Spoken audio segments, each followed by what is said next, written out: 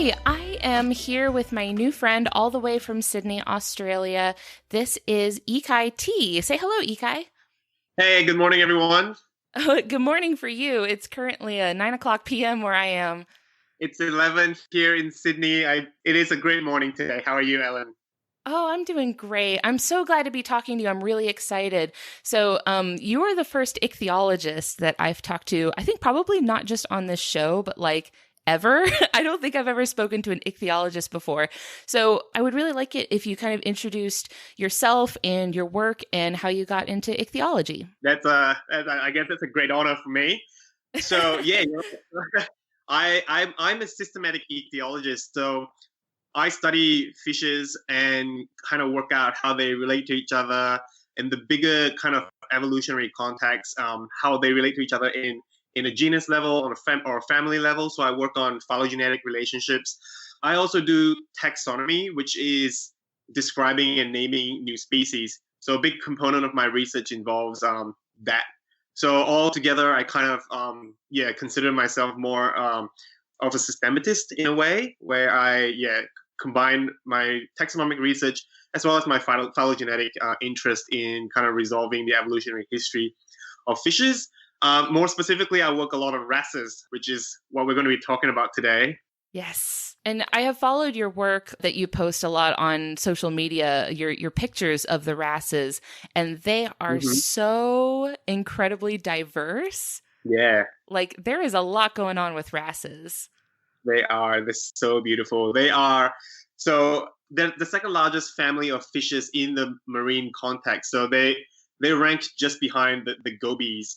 There are over 630 species of wrasses, and they are one of the most successful families out there. And they're known not only for their impressive, array of coloration and form, but also in their morphological diversity, functional specialization, and their ability to exploit novel trophic guilds. They just really are such a specialized group of fishes.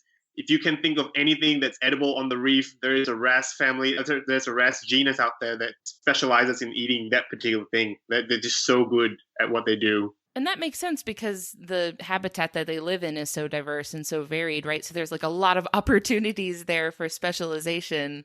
They are, yeah. So one of the more interesting, I guess, groups of wrasses are the parrotfishes because they are herbivorous, but they eat algae that's grown kind of like on the surface of rock and coral, and also algae that grows inside of coral. So things like zooxanthellae, symbiotic algae and stuff. So they have these really kind of incredibly robust fused teeth that kind of looks like a beak, like a bird's beak, which is how they got the name parrotfishes.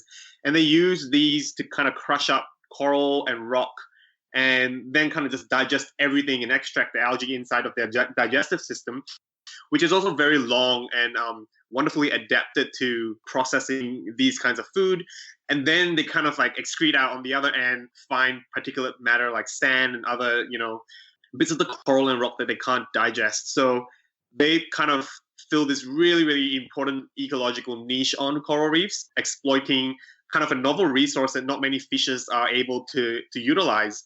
And on the other hand, majority of the wrasses are carnivorous, and you have a wide variety of specializations even within that class. So you have wrasses that are kind of predatory and they eat little fishes. One of the more notable examples is in the slingjaw wrasse, Epibulus insidiator, which has a really incredible, sophisticated mouth, which lunges out like a little suction tube. I guess you can look this up on the internet after this, which then they use to suck up little prey. And I guess you also have this other group of very specialized carnivores known as the cleaner wrasses.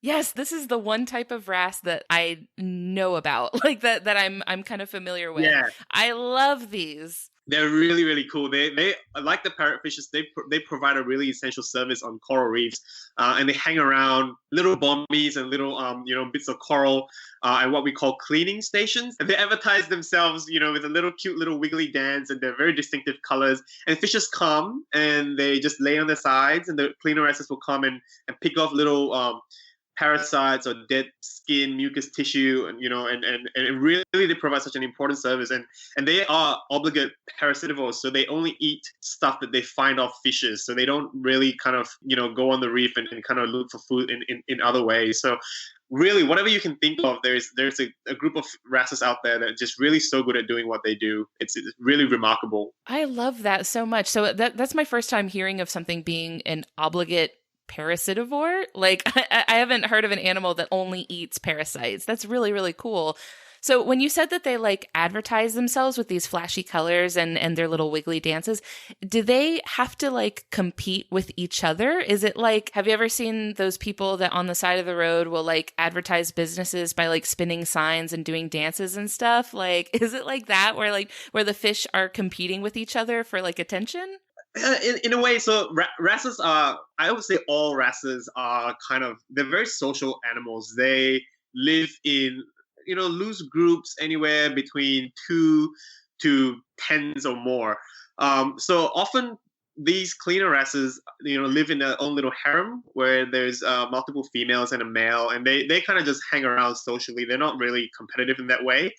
But because they provide such a great service, there are many fishes on the reef that actually mimic the cleaner wrasse. So cleaner wrasses, so cleaner wrasses, there are a handful of species, about half a dozen of them, I think, maybe just slightly less, and they're all unique in having kind of this Dr. Fish color scheme, which is kind of bluish, a bit of yellow, and then this horizontal black stripe across the body. And there are a couple of blennies that mimic the cleaner wrasses. So very well-known example is the blenny aspidontis, the fang-tooth blenny, and Plagiotremus. They're all fang-tooth blennies, and so they mimic the coloration and the behavior of these cleaner wrasses. And when a little fish comes up to them, hoping to get clean, they actually take a bite out of the fish and swim away with a free meal, so to speak. So that is just how important the cleaner wrasses are on the reef. Is they're so good at doing what they do that other fishes copy them and exploit their behavior for their own gain. That is so dirty. That is so underhanded. It really is, but it's a really effective strategy as you can imagine. Yeah, I mean, hey, it clearly has been working well enough that they have adapted that way. And I like the idea that you mentioned there's this like a coloration that signals that is that fish's role. It's like to us, we have certain symbols that indicate to us, oh, this is like a doctor, right? You've got like maybe like a red cross on a white background. Yeah. So like it's the same like sort of visual cue. Yeah. Is this like a common thing for other fish that have like certain roles, that like there will be a certain pattern or a certain visual cue that indicates its like role in the ecosystem? So so one thing that fishes are able to do that we can't, is that they can see colors that are not on the visible spectrum. So they can see colors in ultraviolet, and they can also see colors in infrared. And this is really interesting because wrasses, as you know, they're really, really colorful. They're really, really flashy and beautiful animals on the reef. And this becomes particularly interesting when you look at the context of sexual reproduction and kind of all the fancy jazz that happens on the coral reef scene. And so the particular group that I work on, so I forgot to mention at the start, I'm a PhD student at the University of Sydney. I'm working on my thesis now, which is the evolution and diversification of the fairy wrasses. They're the second largest genus of the wrasses. There are 61 valid species, so about 10% of all the wrasses known are fairy wrasses. And they're beautifully, beautifully ornamented fishes. And vision and color is a really important aspect for the life of a fairy wrasse, because they're very socially haremic. So a male fairy wrasse will live in a group comprising anywhere between 2 to 20 or even 30 females. And oftentimes there are so many different species living on the same reef. We call that sympatry, so multiple species overlapping in the same area. And the females are all kind of rather dull looking. Well, I won't say dull, but they're not as flashy as the males. They're kind of just single colored, tiny little fishes, kind of like more pink or orange suffused. And the males are the ones that are just really incredibly colorful. And some of them have really elaborate ornamentations on their fins, like long extensions on their dorsal fins, or just like really big pelvic fins. And so the males engage in what we call a nuptial display every day during a few hours before the sun sets. And he flashes these really iridescent, beautiful colors to attract the attention of the correct female species so that they can reproduce and spawn. So it's this really strong signal in coloration that is what we think is driving the evolution of fairy wrasses. And that's part of what I'm doing for my PhD. So kind of went off on a tangent for a little bit, but I guess in the coral reef setting, color, vision, these are all really important for the daily lives of our little fish friends, I guess.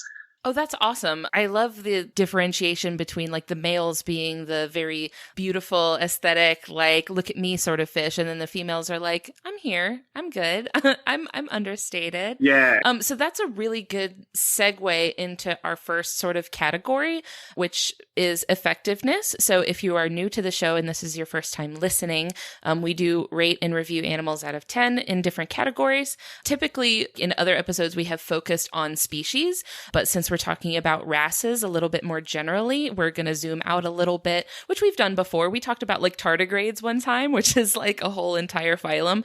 So for effectiveness, if this is your first time listening, we define this as physical adaptations that let an animal do a better job at the things that it's trying to do or to like overcome the obstacles they face every day. So what would you rate? I know this is like a big question because we're talking about so many different types, like all the way from cleaner wrasses to parrotfish. But Right. if you could give them a score out of 10, what would you give them for effectiveness? That's this is so tough. It's like, I know it's tough. I would say I would give the wrasses in general a 9 or even a 10 because for one simple reason, you cannot be the second largest and most successful group of marine fishes if you're not good at what you do. And they're just so good at what they do.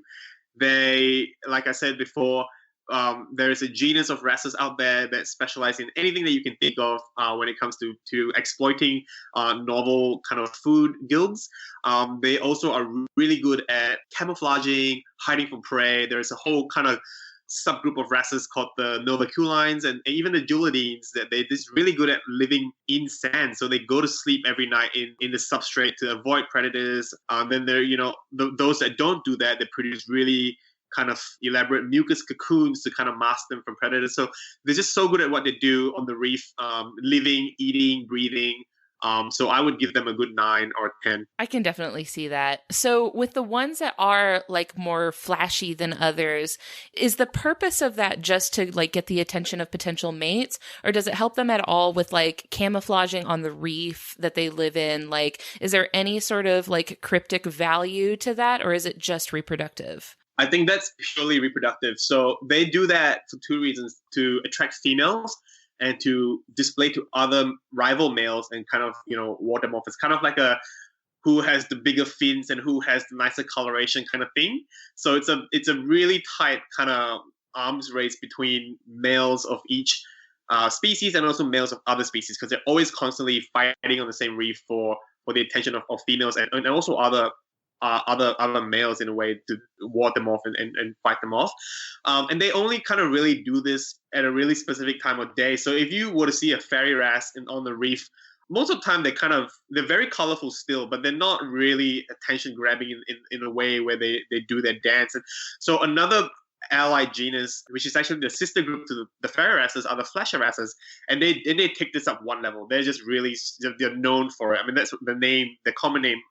Flasher wrasses, they really just go all out with their flashy colors and their behavior. I guess in a way this is very attention grabbing and it makes them very vulnerable to predation.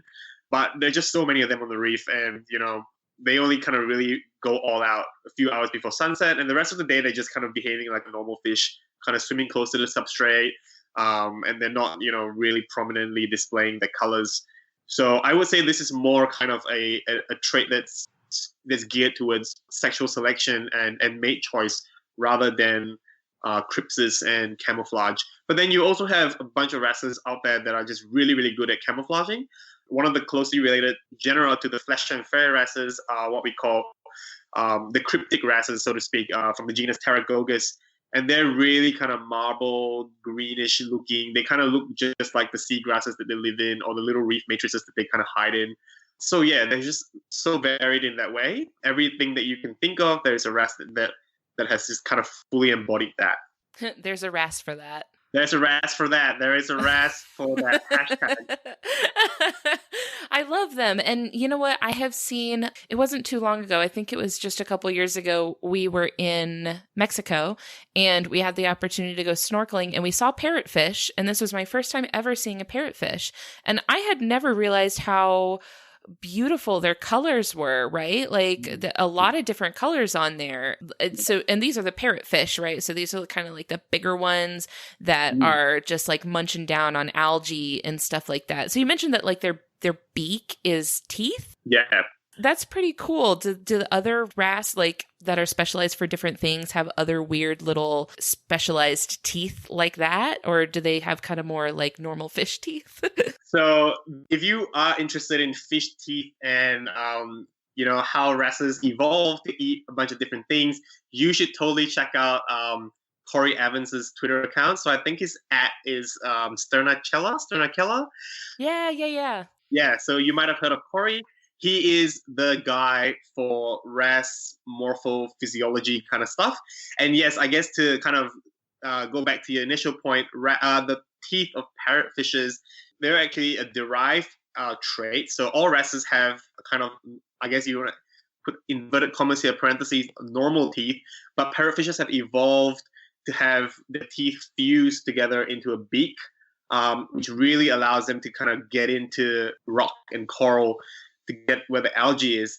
And there are several other really important and cool adaptations in the wrasse world when it comes to the evolution of their teeth. One really cool thing about wrasses is that they have very well-developed pharyngeal teeth. So they have teeth in their throats, and they use that to grind up little crustaceans and other stuff. So one of the more, I guess, recognizable genus for some people are the leopard wrasses, Macropharyngedon, and their scientific name literally just means big throat teeth. Macro means big, pharyngeal, so that's the teeth in your throat, and then odon for teeth, so big throat teeth. And they have this large molariform, there's a large molariform tooth on the pharyngeal plate, which they use to kind of crush and grind up little bits of prey that they eat. So they're mainly invertebrate feeders. They pick on little shellfish and crustaceans in the sand and rock. And you also have things like anapses, for example, the tamarine wrasses, and they have very flat, forward-pointing, chisel-like teeth, which they use to kind of pick and kind of like a chisel. How a chisel would work. They would kind of just pick and chip away at rock and really get in there to look for invertebrate crustaceans and stuff. Definitely a big yes in terms of the variation in terms of teeth morphology. I'm going to be real with you and admit that the giant throat teeth is not my favorite thing. I'm not so crazy about that idea. It sounds really crazy, but I'm telling you, man, that's where it's at. That's where it's at. The wrasses, they're just so far out there. And it's crazy because you don't see that. The teeth, you can't see that particular tooth on the outside because it's nested inside their throats. And yeah, if you kind of like dissect it and take out their little pharyngeal plate. In fact, the pharyngeal tooth plate is so important in wrasse systematics because they're very character rich, and we use the kind of morphology and the dentition to kind of allow us to classify and characterize these different wrasse groups, just because that is such an important trait amongst the wrasses. So to be honest with you, I have a phobia of fish. Like I appreciate them. I love them. I think they're beautiful and I have a lot of respect and love for them. But when I'm sharing a space with a fish, like if I'm in water where fish are, any sort of situation where a fish could possibly come into physical contact with me, I break down in a panic. It's one of those weird irrational phobias. And the giant throat teeth aren't helping. They're not helping. So luckily for you, Macropharyngedon, they don't get very big. They get to maybe 3 or 4, maybe 5 inches, and they're very, very colorful, super beautiful. Their common name or rather, are the leopard wrasses. So a lot of them are very ornately spotted. They kind of have the same pattern as a lot of these beautiful jungle cats. So they're very spotty, and some of them have really kind of complex marbling on their bodies and fins. So very beautiful fishes, not scary at all. They are quite shy. They'll run away from you if you kind of approach them. And they're one of the sand burying wrasses. So they kind of duck into the little sand bed or rubble substrate and hide from predators if they feel scared. So nothing to be worried about. If I were you, I would be more worried about damselfishes. They're really nasty. I know this is a little off track. Is a damselfish a type of wrasse? I don't know anything. I'm sorry. No, they're from their own. They're from their own family. They're from the family Pomacentridae, so not related to wrasses at all. Well, I guess all of them are kind of closely related in a way. It depends on how far back the tree you look at things from. But yeah, they're not wrasses, no. Okay, but these are the very rude ones that maintain their little garden area, right? That's right. Yes, they're really rude. I've heard that they're very aggressive, like disproportionate to their size. They are. So they're remarkable because they're so small and they're so dainty looking, but they're just really such like pugnacious little things. They, especially when they're nesting. So what you're describing is very accurate for damsels that are nesting. So the mom and the dad will kind of grow this little algae patch that they protect fervently. And anything that comes by, even divers or even like small sharks, even they'll chase them away. They're really kind of fearless in that sense, and it just blows my mind how a little fish can just be so belligerent. I'm a big fan of packing a lot of attitude into a very small body. I like Yeah, this. well, if you like that kind of thing, then damsels are the fish for you. That's perfect. So I'm glad we got to have at least a little mini detour for damselfish because I find them really interesting. But so moving on to our next category to rate the wrasses on, this is ingenuity, which is behavioral adaptations that let an animal solve problems that it faces on a daily basis, or maybe like something that it does behaviorally that lets it like outcompete another animal, kind of clever things that it does or strategies that it uses. So what would you give the wrasses for ingenuity? I would give them rating things is just not my thing. It's so hard. They are very good at. There are some wrasses that are very good at being clever. So I would give them a 7. And the thing that comes to my mind right away are the rock mover wrasses. Some of the novaculines, I can't remember the genus. I think Novaculictes, that's the genus. Yeah. So they're called rock mover wrasses because they literally physically flip over little pieces of coral or pebbles and rocks to look for crabs and shrimp that are living or hiding under them. And they're really clever because they will kind of snoot around the little reef and flick all these pebbles around, causes a commotion and stir up the sand. And other fishes will come and follow them from behind to pick up little scraps that they might have missed. So it's actually really fascinating to watch a rock mover wrasse moving rocks. This is like tool use, right? They're like using tools. Yeah, almost. So have you seen that BBC documentary? I can't remember which one it's called. Blue Planet, I think. There is a scene where there's this tusk fish, which is also kind of wrasse. He takes a little clam or a little shell in his mouth, and he swims towards this coral bommy, and he smashes that clam repeatedly against the side of the rock to break it up, and then does that throughout the entire day until at the bottom of that coral bommy is just a collection of open shells that he just smashes against the rock. So I guess in a way, in a loose sense of the word, that is kind of a similar thing to tool use. And wrestlers have been known to do that kind of thing, making use of their environment to get to what they want. And so I guess that does count as ingenuity. And so I give them a 7 probably. That's good. I was also thinking when you were mentioning the cleaner wrasses, I was thinking in my own sort of weird way that is a sign of ingenuity because they have sort of made a truce with their potential predators, right? Like they're kind of like, I'm providing you with a service that you want. I cannot protect myself from you, so instead I will win you over. That is true. And it always, I remember growing up as a kid, I used to be so fascinated by looking at dive magazines and photos of big, scary looking predatory groupers and sharks with their mouth wide open and the teeth flaring at you. And then just these little tiny blue wrasses just kind of darting in and out, picking at their teeth, just living their lives unbothered.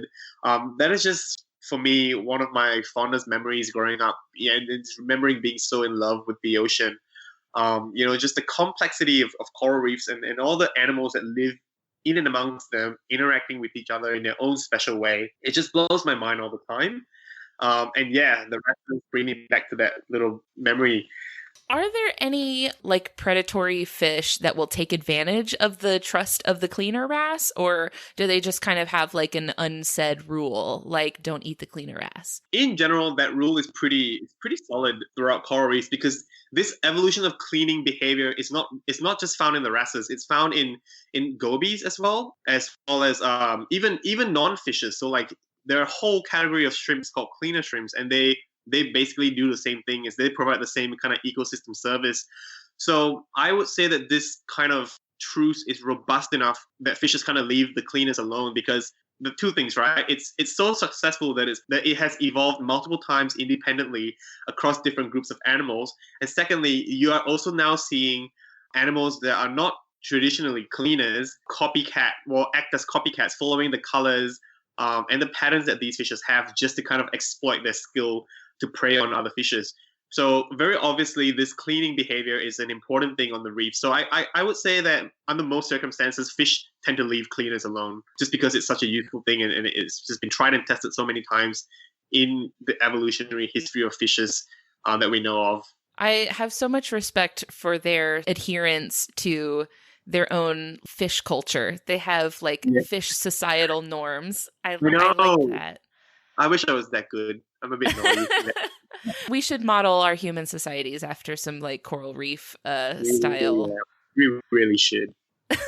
So our final category for our ratings is aesthetics, which I think is pretty straightforward, and it's just how visually appealing the animal is. And I also feel like it is maybe particularly well suited to a lot of the things that you do, like on social media with the pictures that you're always posting of these beautiful wrasse. So I think I know what you're going to say, but what would you give the wrasses for aesthetics? This is an easy one. 15 out of 10. They are. Yes. And this is not me being biased. I mean, I do work on wrasses and I do work on the most colorful groups of the wrasses. But I would say that they are just so beautiful, not only in terms of coloration, but just in terms of like just how morphologically diverse they are. Some of them are so fancy with their long trailing filaments and big robust kind of teeth, and they're just beautiful in every single possible aspect that you can possibly think of. But yeah, I would say color definitely right up there, 10, even above 10. They're just so colorful and really just such dazzling creatures. I feel so lucky to be working on them. I put up a Twitter post, I think sometime last week, of just, man, sometimes I get so jaded with research because it can be hard sometimes, but then I look at photographs of all these beautiful fishes that I get to work on, and I'm just so lucky that I have the privilege to study these amazing creatures, and it just puts me back in my happy place, I guess. Yeah. Oh, I love that. Yeah, the pictures that you post are just so incredible. Sometimes I look at them and I'm like, wow, I had no idea colors like this could even be like produced by animals. You get these like really incredible, vibrant, iridescent colors and it's just really absurd almost. And then you said like there's some out there too that are more cryptically patterned. They could be more like, I guess, tactically designed, right? They're designed a little bit more for strategy than for visual appeal. Yeah, but even if you kind of average it across the whole family, wrasse is still ranked. I mean, the ugliest wrasse is still very, very beautiful. I mean, in my very humble opinion, yeah, definitely some of them are really cryptic. So there are some that literally look like seagrass. They're just green and even come with kind of like the brown bits at the edges of the fin just to, perfectly camouflage themselves in seagrasses.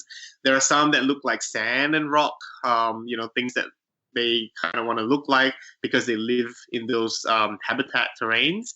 but they're just so subtly beautiful in their own little way as well. Yeah. I feel you. I think you're right about that. Yeah. And it was like, that was kind of how I like started following you, and how I found out about like the work that you were doing was just with like how eye-catching the fish are, right? So I feel like it's an effective way to get people's attention and get people interested and engaged in the work that you're doing. Like not just with, oh, look how pretty this fish is, but now, oh, let's look at how interesting and how beneficial this fish is, and really like kind of explore the other things that are going on in the reef around it. So I like that they're kind of this tool that you can use to get people engaged and interested. And then there's so much more that's interesting about them when you get even deeper than how they look. So it's interesting you say that, because I actually only started Twitter not very long ago. I would say maybe a year and a half or 2 years ago. And I really wanted this to be a platform in which I can engage people with when it comes to research and fishes, and especially coral reef fishes, because I just think they're so stunning. And you're right, the wrasses are just kind of like the perfect little attention grabbing piece that you sometimes need. And I've learned that over the last couple months and years that people really love these fishes, and can you blame them? They're so beautiful. And so this is a really good opportunity as a scientist and a science communicator, or someone who's trying to be a science communicator, to really kind of work with this particular aspect of my organism of choice. And this is kind of how we went in. So recently, I'm not sure if you know about this, but last year we described a new species of fairy wrasse that we named Stereolabus Wakanda, after the Black Panther movie in Marvel, in the comic series.